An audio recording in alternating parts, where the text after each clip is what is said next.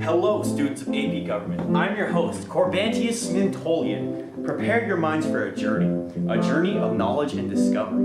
Mr. Smith has entrusted me with your education regarding 7 Supreme Court cases.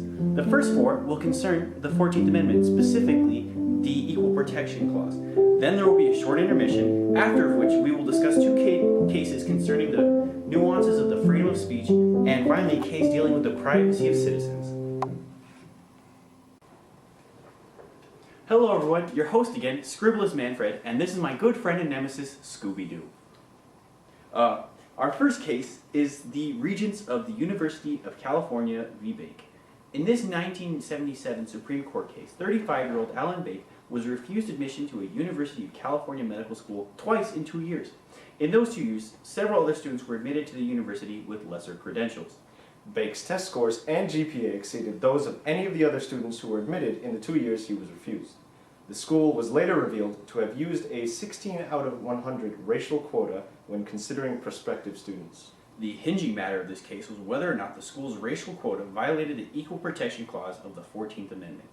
As we all know, the 14th Amendment states that it is illegal to deny any person the equal protection of law. The ruling was 5-4 in Bake's favor, although there was no majority opinion. These next 2 cases also deal with affirmative action and were both leveled against Michigan universities. Our next one is Gratz v. Bollinger. In 1995, a white resident of Michigan, Jennifer Gratz, applied to the University of Michigan College of Literature, Science, and the Arts, but was denied admission. In 1997, Patrick Hamacher also applied and was also rejected. Both were accomplished students and attended different universities.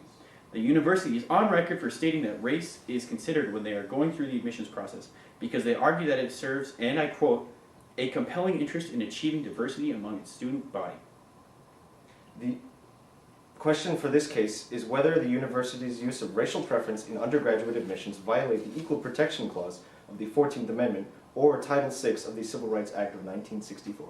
In a 6-3 decision in favor of Gratz, the courts ruled that such actions violated both the 14th Amendment and the Civil Rights Act, saying that without individualized consideration, discriminating on the basis of race alone was illegal. I think that was my burrito.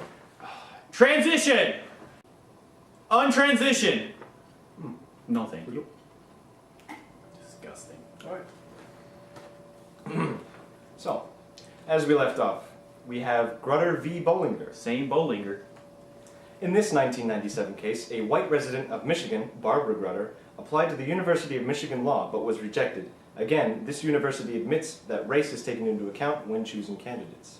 Although this case seems like it would be similar to Gratz v. Bollinger, the court decided to rule 4-5 against Grutter because the administration's process of the University of Michigan Law was more individualized, and as such, race was not the only deciding factor for whether Grutter was admitted. And now we're moving on to Reynolds v. Sims. In a 1963 case, M.O. Sims and other voters had challenged the apportionment of Alabama's state senatorial districts. Their argument was that the districts were assigned one state senator regardless of the population within the district. Disparities existed between the districts were as great as 41-1. The districts were assigned to specific counties so that every county had a state senator. But the question presented to the Supreme Court was whether or not Alabama's apportionment irregularities violated the Equal Protection Clause of the 14th Amendment.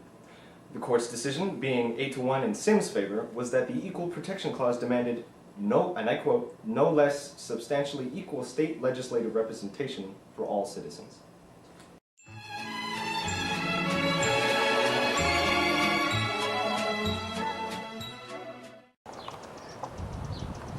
Alright, for this intermission, we will be reading the Magna Carta. First, we have granted to God, by this present charter, have confirmed for us and our heirs in perpetuity that the English... It's the real intermission!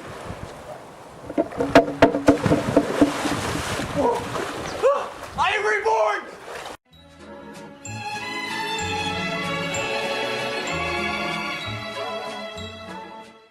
Now, English history and transitions aside, we'd like to delve further into our last 3 cases. The first one of these cases we would like to discuss is Stanley v. Georgia. In this case, Robert Stanley's home was searched under probable cause of him being a bookmaker, or a person who takes bets on events.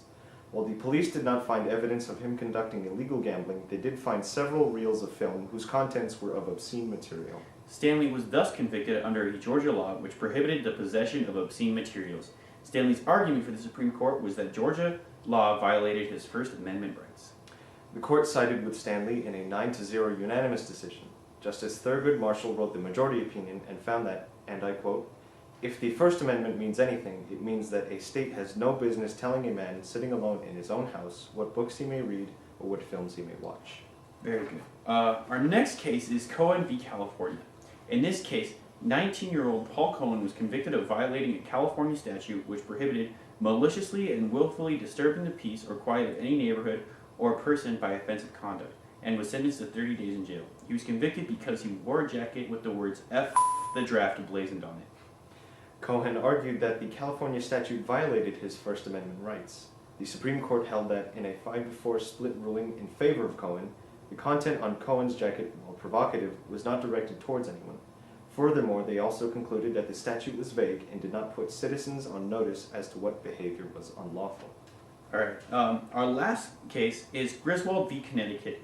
This was a landmark case that took place in 1965. Griswold was the executive director of the Planned Parenthood League of Connecticut. She was convicted under a Connecticut law forbidding the counseling and other medical treatment for the purposes of contraception. The question for which the case hung on was, and I quote, whether the Constitution protected the right to privacy if a state tries to restrict a couple's ability to be counseled on the use of contraceptives.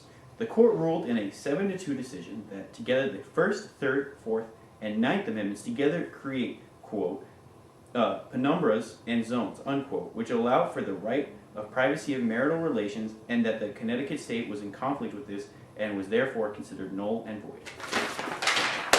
Woo!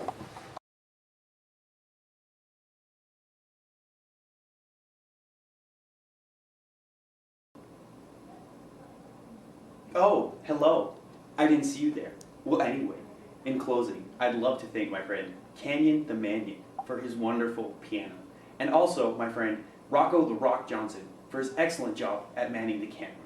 Finally, I'd like to thank our president. Thanks, Obama.